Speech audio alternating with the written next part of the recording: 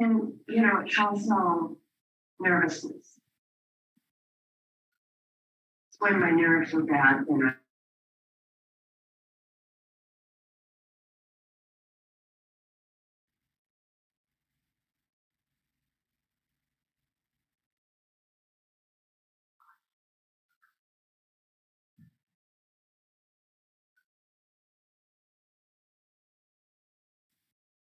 Good afternoon, everyone. Good afternoon. Hello, welcome. Good Hello, afternoon. good afternoon, everyone. It's nice to see you again. Nice to Hi everybody. Good to see you. Lots of people just coming in. I'm just letting lots of people in right now, so we've got a few minutes yet, but it's good to see a lot of familiar faces and one or two new faces. Great stuff. Mhm.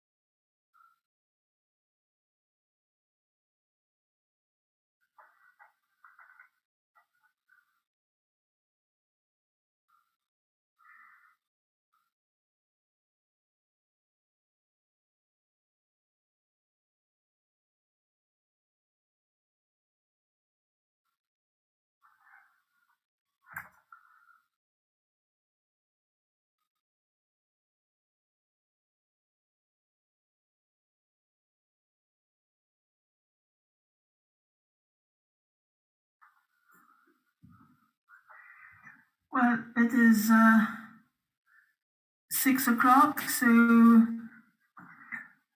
we're going to start this meeting. Good afternoon, everyone in Europe. Good morning for those in the US, and especially Debbie. Hi.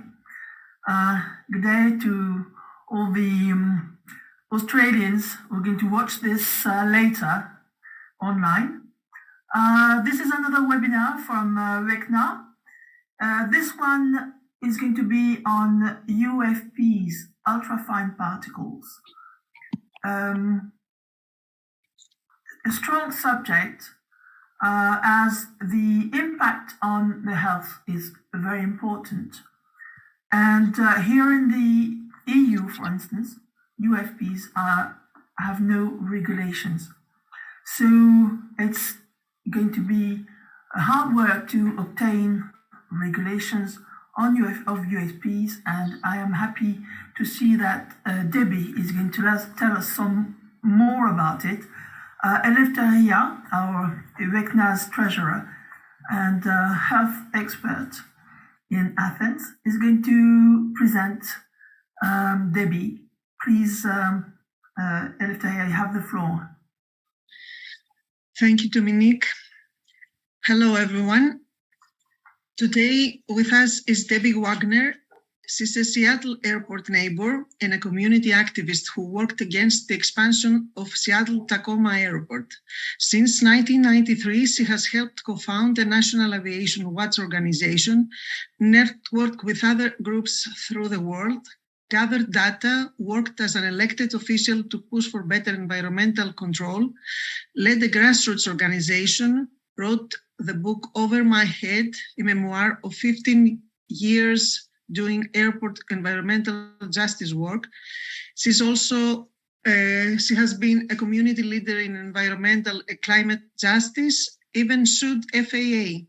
You name it, she has done it for almost 30 years. Tonight, Debbie will talk to us about the theme of ultrafine particles.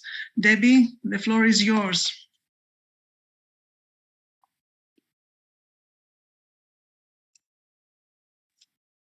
Unmute yourself, please.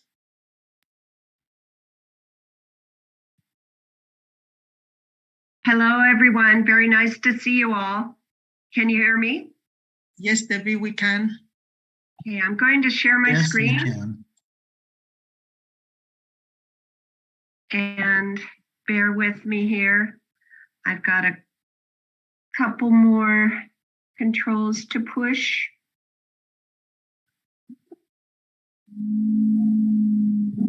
Can everybody see it? Is it still small?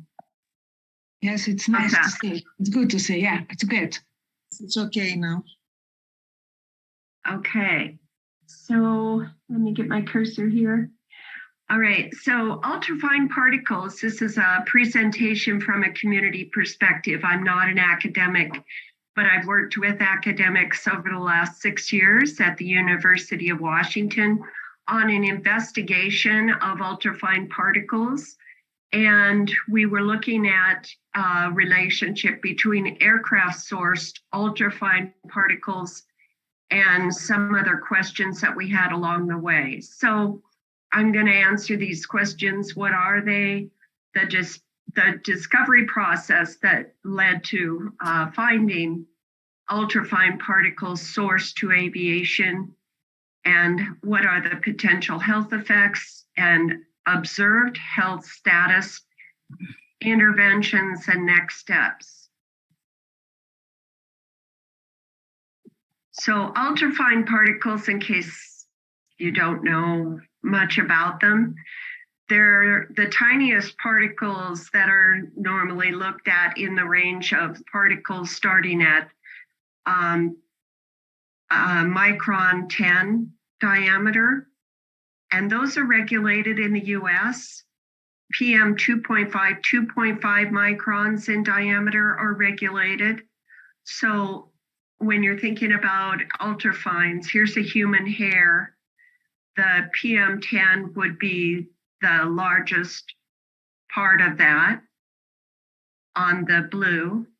And then the green would be PM 2.5.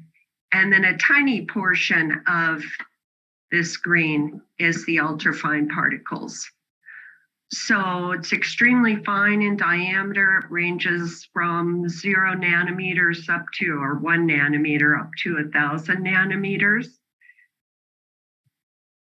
And that portion is not regulated. And the reason for it is because particle regulation in the US is by mass. So ultrafines are generally too small to create any mass, but they are regulated under PM 2.5, but they're not really going to create any kind of mass to come up in the regulatory framework. So just for history, this map was drawn in 1970. This is SeaTac Airport that's between Seattle and Tacoma.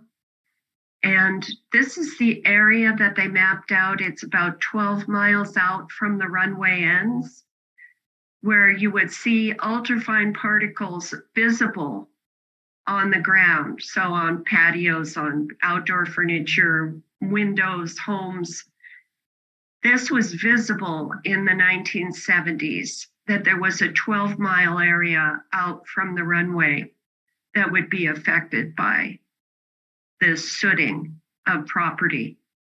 And that's pretty interesting because it's been 50 years and not a whole lot was done in that whole interim time between then and now.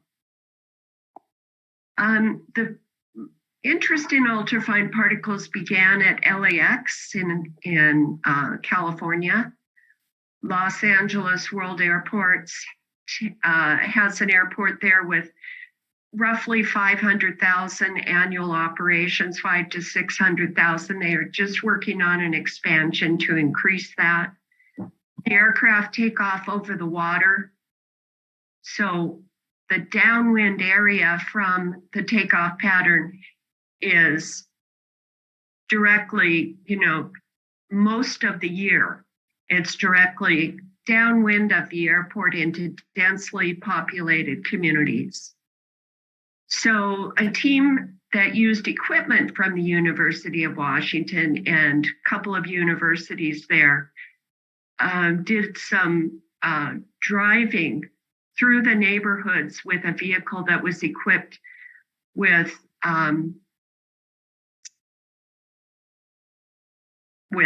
testing devices that could look at the ultrafine particles in the atmosphere. And this was at ground level that the car detected these levels up to 12 miles from the airport. And these particles were equal to what you'd find in a network of freeways. So it was quite a large amount, and they were very surprised at this. So as a follow-up to this study, another one was done around LAX and Atlanta Hartsfield Airport. So Atlanta Airport is one of the busiest in the US. O'Hare, of course, is the top, but this one has about 700,000 annual operations. The team took the same equipment out to the field and looked at whether or not they could differentiate ultrafine particles sourced from aircraft and ground transportation. And what they found were a couple of things that are extremely unique. One is that the size could differentiate between the two. So the size fraction of approximately 10 to 20 nanometers was what they were seeing in the flight paths, where ground transportation typically produces ultrafine particles in the range of 35 to 100 nanometers. And another aspect of this that they found was that when an aircraft passed over on landing, so keep in mind that the majority of the ultrafine particles are produced from the landing aircraft, not from takeoff, even though there are some produced. This is an operation of the engines. When the aircraft are taking off, their engines are operating at maximum, efficiency. When planes are landing and taxiing, they are not operating at maximum efficiency. So you have much, more pollution levels, less burning up of the particles and so forth. So one thing that they noticed was that as the aircraft passed over the equipment that they had on the ground, shortly after that, they could see a very large spike in ultrafine particle pollution of this 10 to 20 nanometer, roughly. And each time an aircraft passed, that same spike would happen.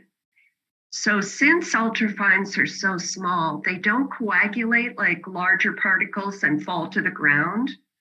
They drift in the air, in the atmosphere. They don't coagulate. So they don't necessarily quickly become larger particles. So they noted that there was another phenomenon happening. And what they found was that the swirling air that's created from the engine movement was creating a vortex where the particles and other things from the engine exhaust were being carried directly to the ground. So that has been duplicated and confirmed in many locations that there is that direct ground level impact of ultrafine particles after the aircraft pass.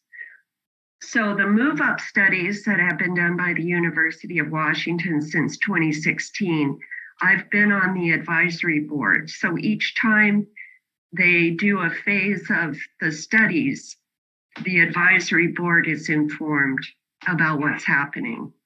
So they looked at the same kind of thing that they did at LAX, driving through the neighborhoods to look at the ground level impact, and found quite a large fraction of ultrafine particles directly in the flight paths. Not so much on takeoff. You can see how here's a major freeway network of I-5, and that the majority of the ultrafines are concentrated more in the area of the freeway. But here in the path of the planes on landing, you can see how there's quite a large impact of the ultrafine particles. And what's different here is that these are all neighborhoods. They're all single family neighborhoods.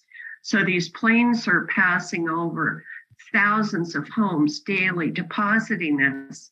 Whereas on the freeway level, you're going to have actually less of the ultrafine particle pollution, larger particles and more falling to the ground and not necessarily deposited directly into neighborhoods. So that was seen as an issue.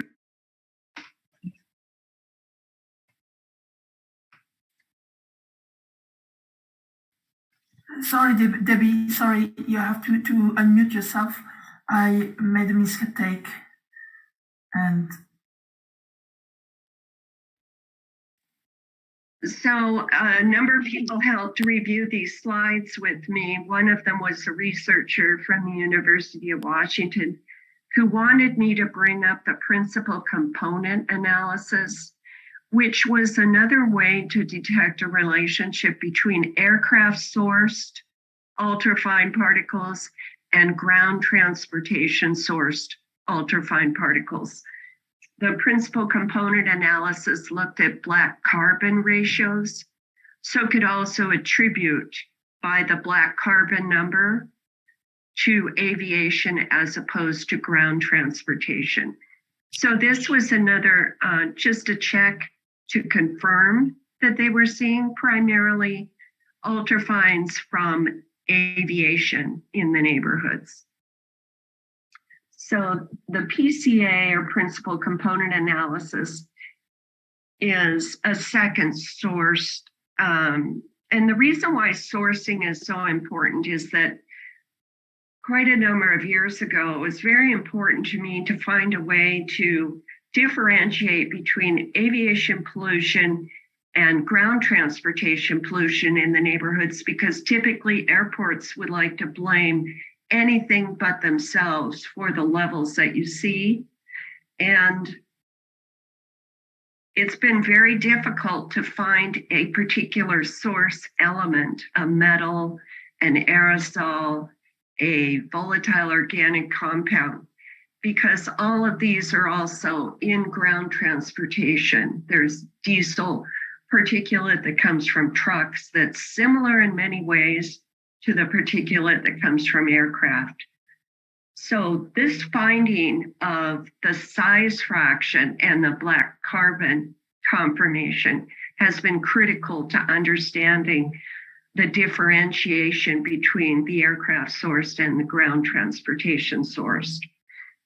So now in the 1980s, it was important for the industry to try to find a way to reduce carbon monoxide from aircraft. And what they did was they made higher bypass, high ratio engines that would burn a lot hotter. This in turn created a lot more particle pollution in the smaller fraction. It also created a much greater impact of nitrogen oxides. So I wanted you to be aware that the FAA, which is, the Federal Aviation Administration, is probably the counterpart to your evil BAA.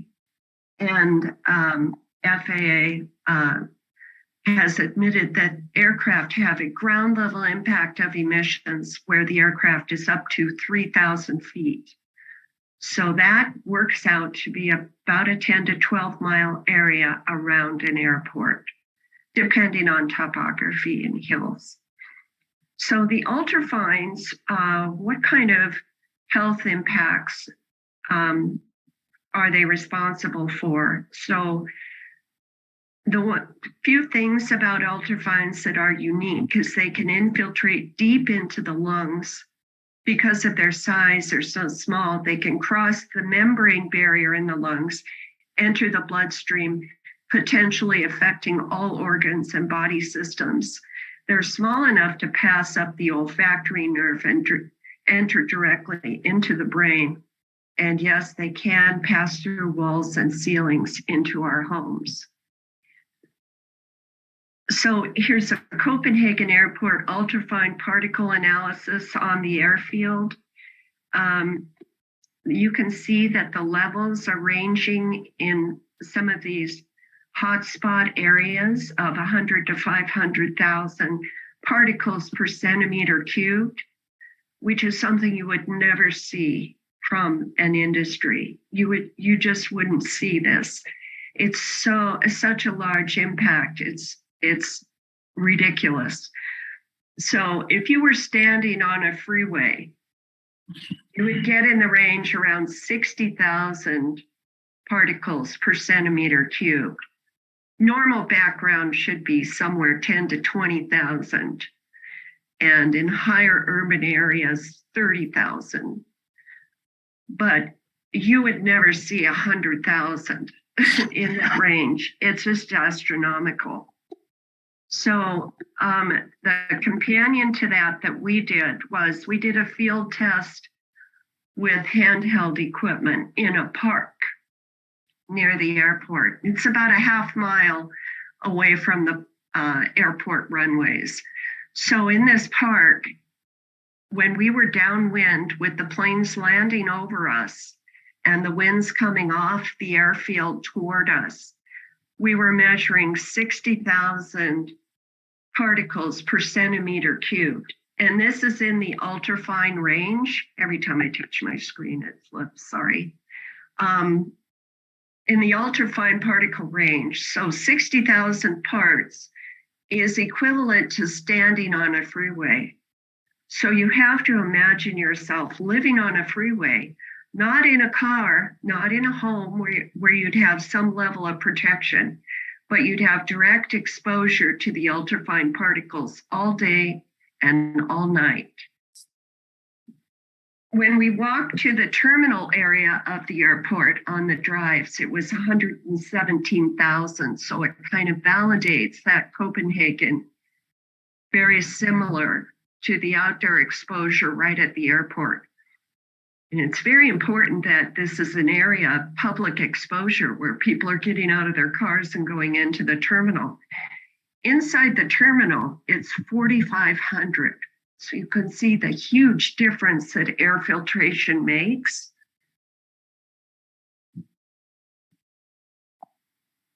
So the UW also looked at the plume. This is a model plume of where the ultrafine particles are going in the area. So, and this is actually quite a large area. It's 12 miles out from the runway. It covers many cities that are surrounding SeaTac Airport and a very large population. This is an idea of the plume. This is about 10 miles long and about 5 to 6 miles wide. So this plume is blanketing communities where 670,000 people live. And this is daily, every day. So what do ultrafine particles do? Well, they contribute to asthma, allergies, respiratory disease, heart attacks, strokes, cancer. This was a write-up on looking at the ultrafines at LAX, some of the things that were very concerning to them. One of the statements here is something that science doesn't know much about. You may be wondering, why would ultrafine particle concentrations be rising even when other pollutants seem to be under control? Well, aviation impacts are continuously going up because the industry is driving profits, and that means more business, more operations, and more adverse environmental impacts to us. These are a couple of slides that I had from Boston Logan showing some of the impacts of the air pollution, and which ultrafine particles are only a small portion of the hundreds of chemicals we're exposed to from aviation every day.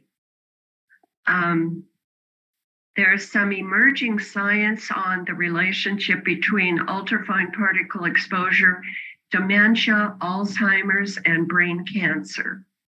So the researchers are finding a relationship between ultrafine particle exposures that are high and higher incidence of finding dementia, Alzheimer's, and brain cancer in those areas.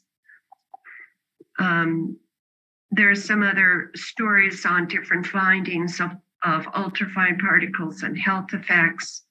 I've just listed some of those just for your viewing pleasure, I guess. And UW wanted to do an experiment with some people with moderate asthma. So they sent them walking in a park with about 30,000 particles per centimeter cubed, about half of what we found in the park randomly, and had them walk around for 2 hours and was doing extensive testing on them, and found the results found that they were that the ultrafine particle exposure had a relationship to adverse acute lung effects. So an increase in inflammatory blood markers, and what was the other thing? And a reduction in lung function. So the next obvious question for our group is, what is the health status of the people that are under the plume? So our King County Department of Public Health got a grant and was able to look at the health status of the people living in that 10-mile area. And that, like I said, there's 670,000 people living there. So some interesting findings. That population group is predominantly low income and minority, and nearly 1/4 of the county's 2.3 million people that are being exposed. And just overall, US airports, it's 24 busiest airports in the US, are affecting 33 million people if you put that into perspective on the 10-mile area.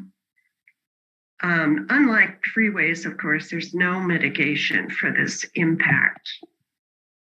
The observed health effects of the people living in the 10-mile area were a greater percentage of infants born prematurely or with low birth weight, higher hospitalization rates, heart disease, diabetes, asthma, stroke, COPD, higher rates of death overall, and higher hospitalization rates for heart disease, higher death rate from all causes, higher rate of death from heart disease, lower life expectancy. And this was really important. The examination of community health is a snapshot of health conditions experienced by people living within 10 miles. Findings demonstrate that disparities are present throughout the life course beginning at birth. So, and it's important to know whether or not these ultrafine particles are infiltrating our homes. And a few different studies now have looked closely at that and found there is an infiltration of about half, a little bit more than half of the ultrafine particles are coming indoors. So these are the aircraft sourced particles in the 10 to 20 nanometer range.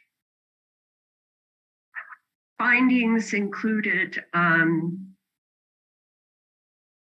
preterm birth rates are much higher in the ultrafine particle plume that was found at LAX, somewhere in the range of 20% higher preterm birth rate.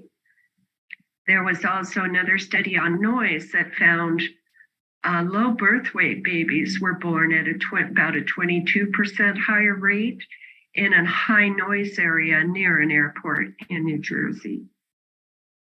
And the study was able to be done because it was a new next-gen flight path that started, and that birth rate changed.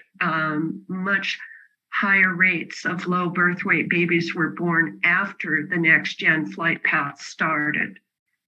So I wanted to look at infant mortality, and it appeared that there's much higher infant mortality in the areas of the highest noise and high ultrafine particle pollution levels from SeaTac Airport, much higher than the average this is a giant area, 4 million people are living here.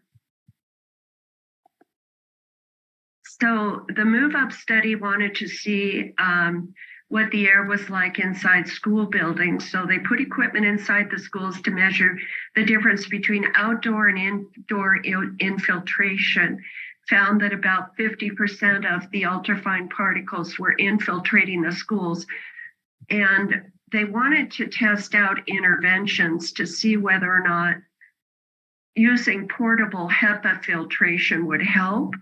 And the HEPA filters inside the classrooms were able to reduce the ultrafine particle pollution by about 75 to 82%.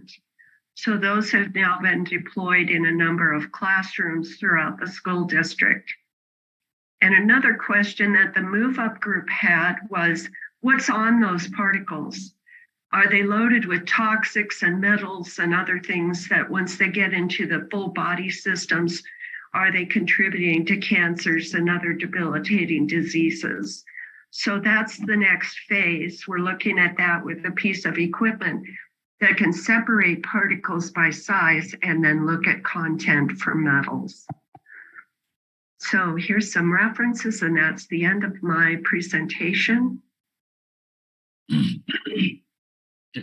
Debbie, thank you very much indeed for that.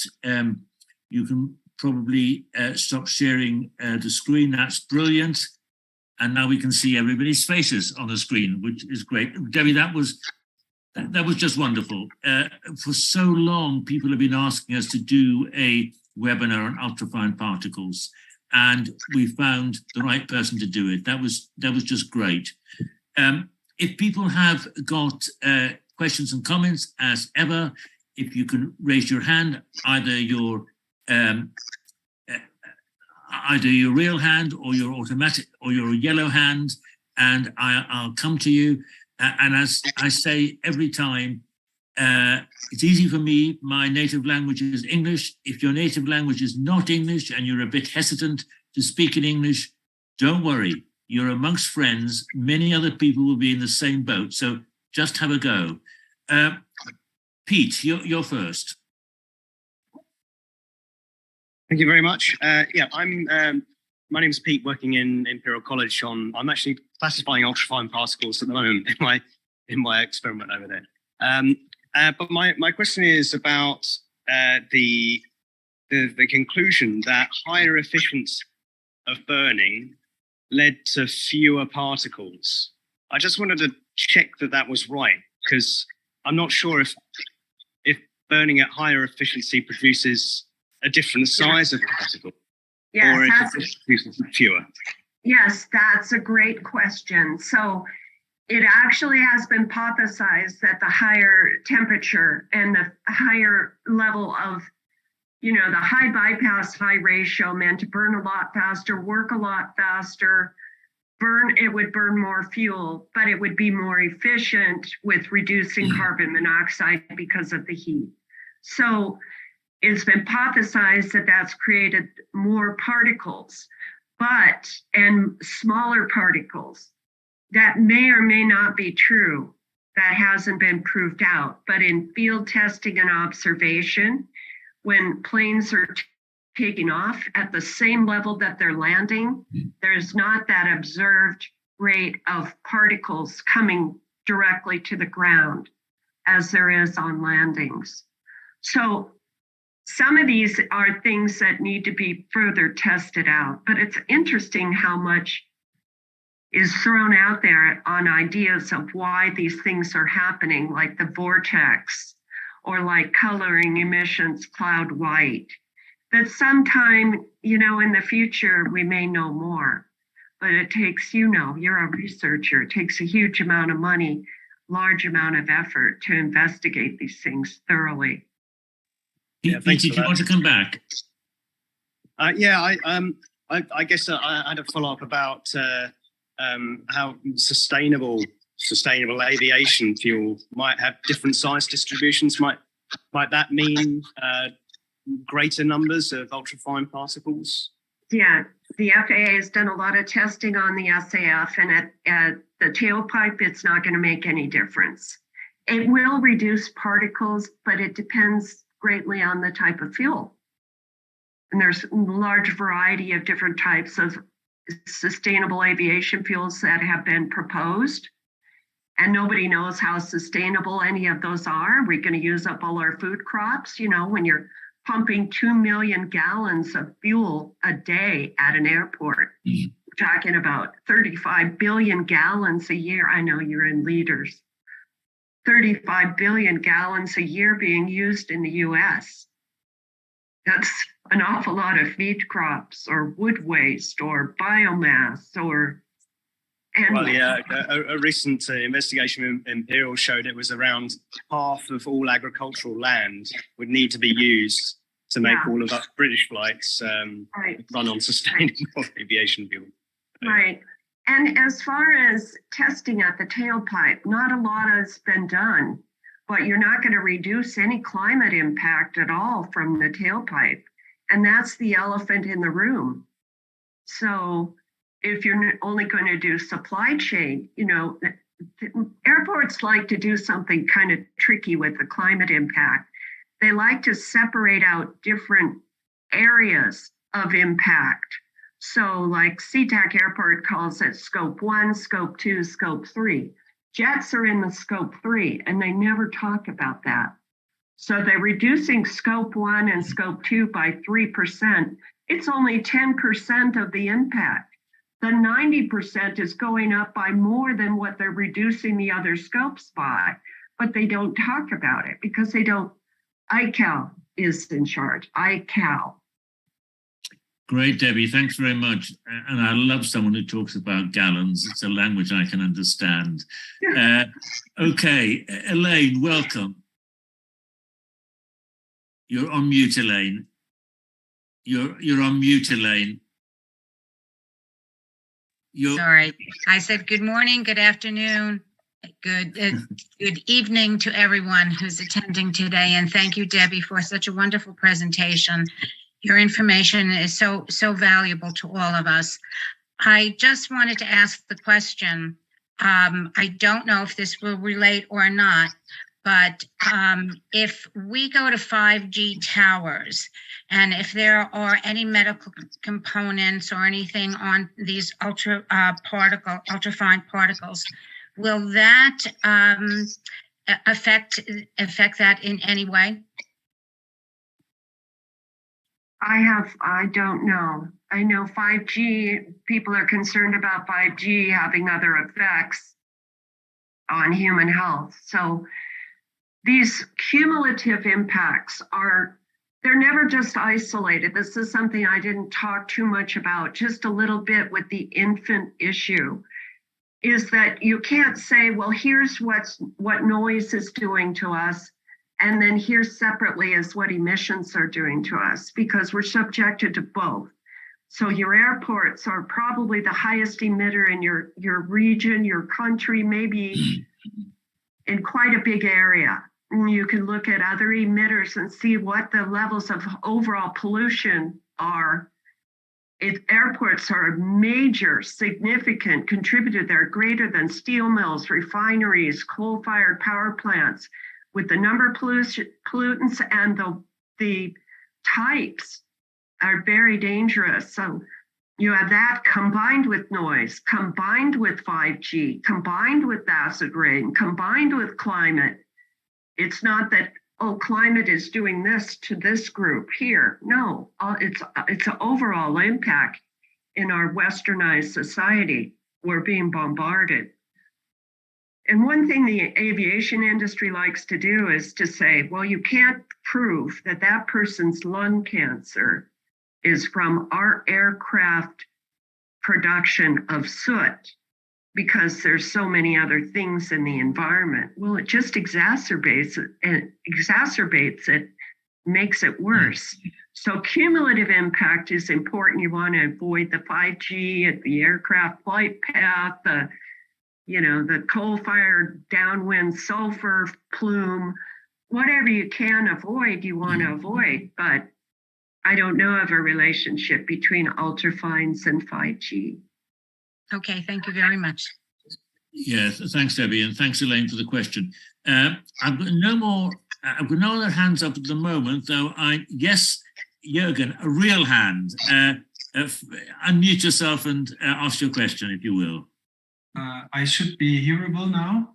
Yeah, you can. We can hear you well. Yes. Okay, thank you. So thank you very much for the presentation. Reminds me of my time at UW, but I lived in Wallingford North, so it looks like I was safe.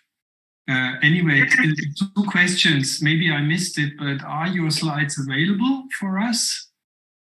I will send them, and yes. John and Dominique can make them available. Yes, they will be. Yes, they will be. That's right, Debbie. You're going to be available on the Uecna website, and as will Debbie's presentation. We record the presentation, and it goes up on the website. Maybe not tomorrow, but during the course of this week, you'll be able to get both. Yeah. The other question. I'll also send the link for the Move Up group at the UW, and you can look at the research. This presentation is very different than the research because I only teased out what parts I thought were important for us as people living under the plains. Researchers typically look at things a little differently. They want to present their quality assurance, their what the underlying basis underneath their equipment that they used, how they did the testing, that kind of thing is, but it's all fascinating. And so I'll give the link for that as well. Right, Debbie. Jürgen, back to you. One final question. We are all in the same business that arguments are difficult. And as you alluded yourself, it's very difficult sometimes to convince people about the hazards of ultrafine particles. So my question is there, in your opinion, good literature that separates the ultrafine particle from aircraft noise as a health hazard? Or is it just something like where you use principal component analysis to make correlations, and this is believed by people like us, but not people in regulatory positions? Well, there is a case to be made for regulating ultrafine particles. Just because they are considered to be, emerging is that they're more dangerous than the larger particles. Larger particles don't necessarily infiltrate as deep into the lungs as the ultrafine particles. So body systems are much more susceptible to harm, especially if these particles are carrying different, like I talked about, metals and organics and stuff like that. But the regulatory agency, to make an argument, because they regulate by mass, would have to be a different proposition for them to regulate ultrafine particles. Right now, EPA, our main environmental protection agency, is trying to defer particle regulation from aircraft over to ICAO. And what's bad about that is ICAO makes recommendations. They don't have any enforcement mechanisms for compliance. I don't know, there's a love affair with aviation. Everybody wants to turn a blind eye to it. So I don't know if that answers your question, separating it out from noise, saying it's a different impact that needs regulatory control. It's absolutely true, but getting there is quite a problem. Debbie, on this point, I would add that the WHO has only recommendations on monitoring the ultrafine particles, nothing on limiting the number of the particles. So we need WHO to act and at least have a recommendation that they should be limited, not just monitored. Thanks, Dominique. I'll come to Rogerio first and then to Martin. Rogerio from Brazil.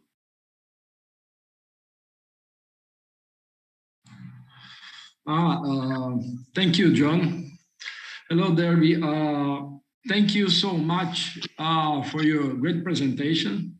What I want to point to you is that on your study, so have you measured some people that are on direct path or of the gases that are flowing out of the engines? I say that because here at Pampulha Airport in Brazil, I have the hangars just like 100 meters from on the back of my house, and jet engines, executive jets, they taxis from east to west, and we get a wind blowing to our house, and when the jets taxiing on that direction, I get a very strong smell of kerosene burn. Very strong smell that we have to shut the windows, close the door, and hold the breath. Sometimes you have to leave the room because it's so intense. So what is likely that the proportion of ultrafine particle that we are getting being on the direct path of the smoke from your observations? Well, you're probably getting a heavy dose because, like I said, the park that's a half mile from the airport where we had 60,000, where we found 60,000 particles per centimeter cubed of the ultrafines, not near any roadways at all. This was completely all attributed to the airport blowing toward us, a half mile away. So it's going to be a huge impact. You saw the Copenhagen look at the ultrafines around the tarmac. We're in the range of 100,000 plus particles, double a freeway. I mean, how long could you live standing on a freeway lane? Your home provides some amount of filtration, but to really reduce the indoor impact level of the ultrafines, because they're coming in through your walls, you should use a portable HEPA filtration. And here in the US, you can buy those for about $500 to $700. I don't know, they're lifesavers though. They're kind of expensive, but they're reducing the impact indoors by 75 to 82%. And you want to have reduced impact as much as possible, but when you go outside, you don't have any protection at all. So, and the amount of air toxics and other criteria pollutants, those are defined as, the hydrocarbons, volatile organic compounds, and then things like carbon monoxide, ozone, nitrogen oxides, sulfur dioxide, and particulates. They're producing, like I said, equal to and greater than steel mills, some refineries and incinerators. And so you're living right next to probably the greatest pollution source of air pollution anywhere in Brazil. And of course, as people will know from what Rogerio said in the past, people live very, very close to Belo Horizonte Airport, don't they, Rogerio? Yeah. Well, thank you, Abby, for these observations. Thanks. Martin. Rogerio, you live on the flight path. You live on the piste. Your life is on the runway. It seems to be so close. It's unacceptable at all. You have more exposure than people who work at the ground of the airport. But I want it's unacceptable. What you report to us, it's unbelievable. I want to come back to the question of Jürgen. That was the question about if we could separate the impact of air pollution, of UFPs and noise, and the health impact of both, if we could separate this or if we could have any correlation. In Frankfurt area where I'm staying, the noise measurement and the correlation between noise and ultrafine particles were the point where everything started more than 10 years ago. So we had the noise impact on the area, we could measure the noise impact, and then the group, and some are listening today and part here, Joachim and others, they started to measure the ultrafine particles at the same flight path area where we measured the noise. And then they could see the noise went up and the ultrafine particles went up as well. So there was a correlation. But your question, Jürgen, was if we have any separation we could say this is coming from ultrafine particles and this impact is coming from noise. This will never be possible. Even for one of the two, it's difficult to give any qualified statement. You have an area where a number of people are living under the flight path. Right. And in this area, people are migrating in and out.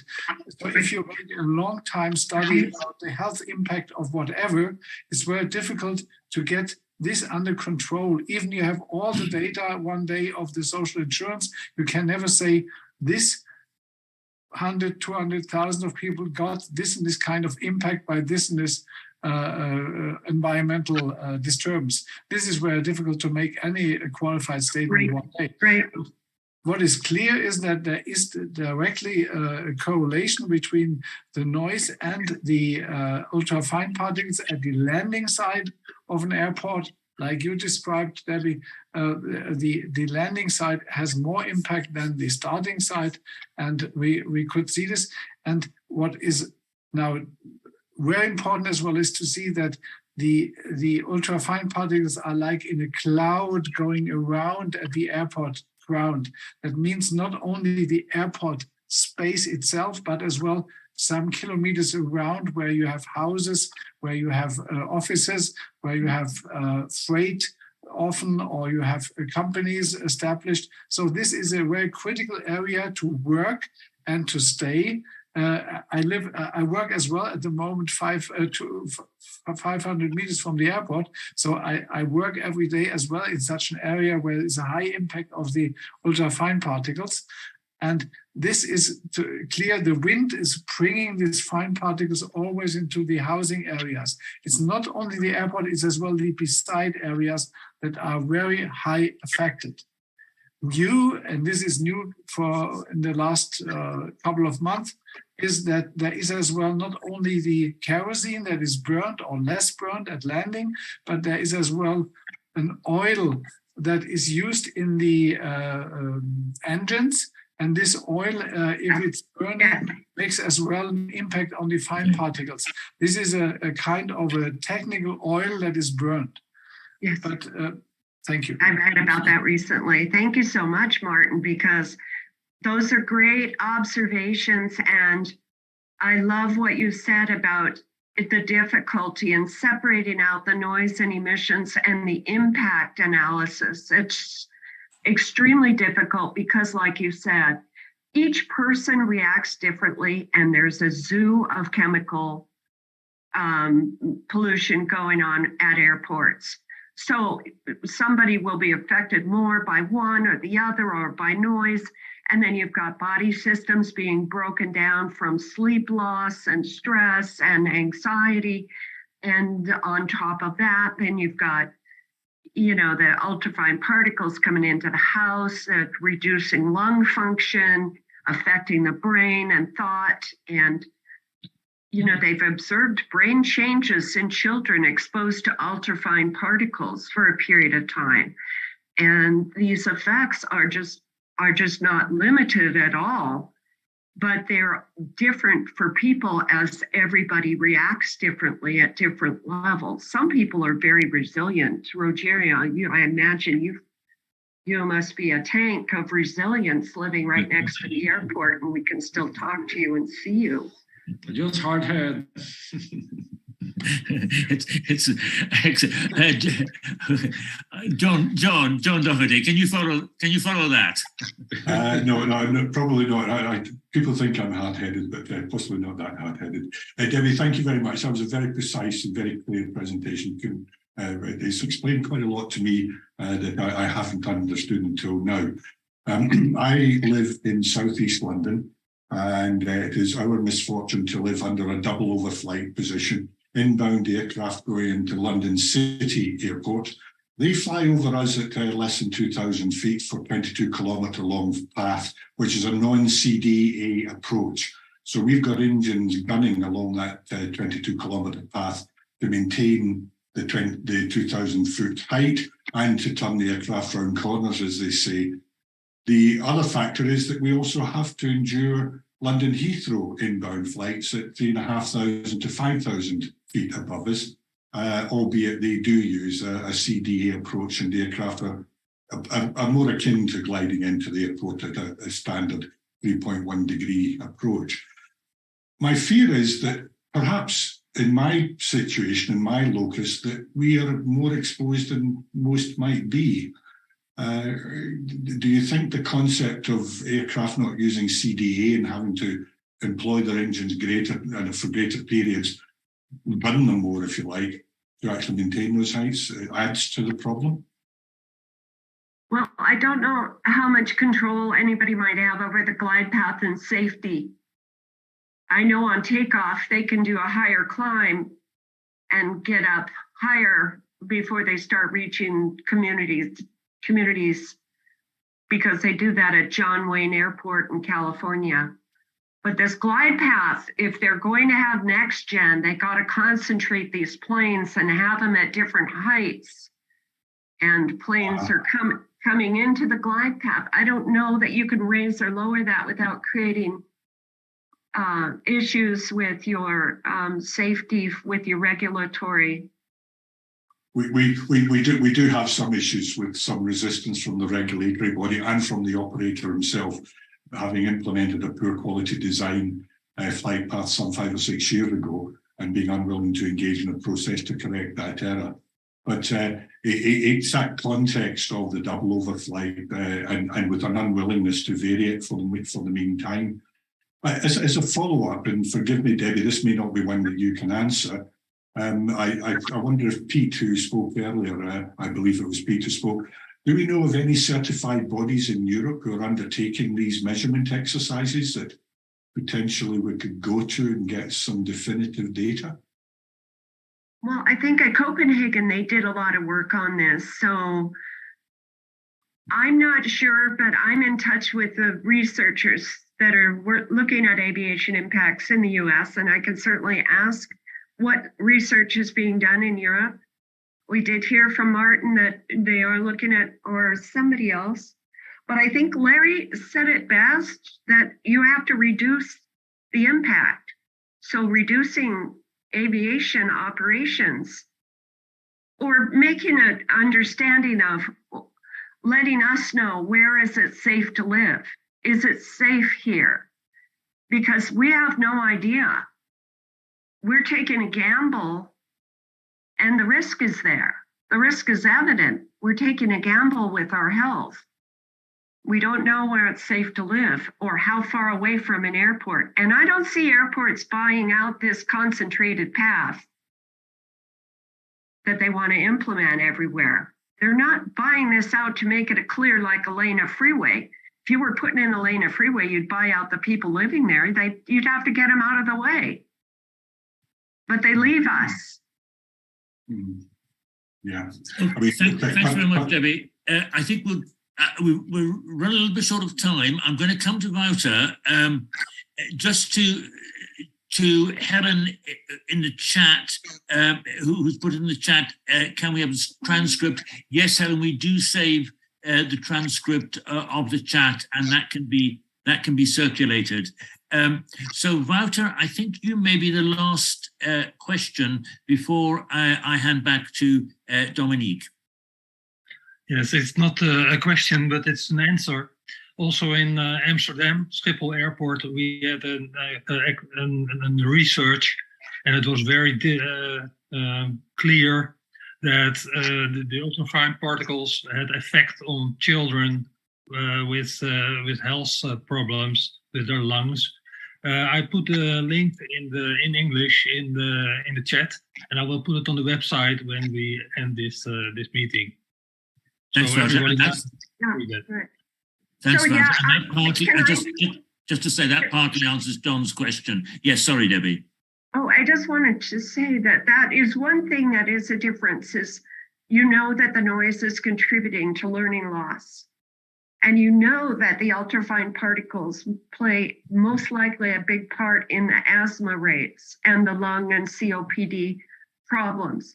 So for someone who's looking for a separation of where do we see the difference in the impacts, the health study that was done in our area showed quite a bit of learning difficulties on the part of children, as well as the asthma rates and hospitalizations. But then again, you know, children that's spending a lot of time in the hospital might not be reading. It might, you know, affect their education too. So how do these play against each other? Or they're all concomitant though. They're cumulative and they're multiple impact. Debbie, I'm going to hand it on back to Dominique in a second, but just to thank you so much for that. That was incredibly informed, incredibly informative. Well, thank you so much for inviting me. I really am honored. We're going to keep this up, Debbie. We'll be inviting you back for a round two. But thanks so much. And just to answer a number of the points in the chat, yes, we do record these webinars. They will go up on our website within the week. We also tweet the link as well. The slides will go up on the website also, and as I said just now, the chat will be available. I'm going to hand back to Dominique, who will also be able to tell us about our next event, which is the Day of Action. Dominique. Yes, thank you, John, and thank you all for participating to this webinar and for your numerous questions and comments, and obviously thank you, Debbie. This was very informative, very good presentation. It's UFPs, ultrafine particles, are the next challenge. We really need to tackle this. It will be the next elephant in the room soon, and there is no regulation today. We need WHO to act on this, at least make a recommendation on the limitation. It is technically very difficult to reduce today particles. But surely there will be a way in the future. In the meantime, we need maybe a reduction of aviation activity. The next event that we're planning is the Day of Action on 26th of April, knowing that it's in the middle of the holidays, school holidays in France. So we may have to, in France we may defer for 1 week, but I hope that many of you will participate. We are having banners being made, and we will send banners to whoever wants one, as we would like to have photos of a multitude of airports having an action. It can be a small action, a video of someone with banners, your own banners, and the banner Day of Action behind you. It can be a demonstration, larger demonstration, small demonstration, as you want it to be. It can be an act with pajamas as well. The theme being let's cap aviation, noise, emissions, pollutant of the air, greenhouse gas, traffic, what you want. So I hope many of you will participate, and please contact us if you want to participate, and we will send you, give us an address, and we'll send you a banner. And then we will have other webinars we're working on very interesting subject like the financial aspect of air aviation impact. So how can we tackle this, give arguments to counter the reports that are given to us, and the evaluation of the external impact. So this is for today. Thank you, and hopefully we'll have lots of news from you for our event in April. Thank you so much. Thank you for everybody. Thank you, everyone. Good night. Thank you. Just a question. Thank you. Bye. Bye. Bye. And if you have questions, send it to me if you want. I have written it in the chat because I will be in Berlin at the ETB to the tourist fair. I could ask questions to the airplane. Can you send your email to Debbie or to us, and we'll send it to Debbie so that she can email her presentation directly to you before it's on our website? I put it in the chat right now. Okay. Great. Thanks. Yeah, we've got it, Carla. Yeah. Yeah. Okay. Thanks a lot. And if you have questions, I could ask them or demands. Tell me also, so perhaps I can try to get it there. Okay. Thanks. Bye. Bye, Thank you, Carla. Debbie. Thank Applause for you. you. Thank you, Debbie, for the presentation. It was wonderful. Armel, you wanted to say something? Yes, let me.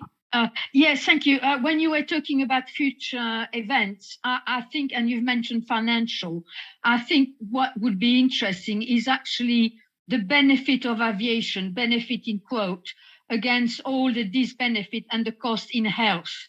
And that is one thing that the aviation absolutely refused to do. I mean, I've been fighting, as you know, for 30 years. I've been asking for health impact assessment regarding the third runway, and that started in 2001. It's always been refused.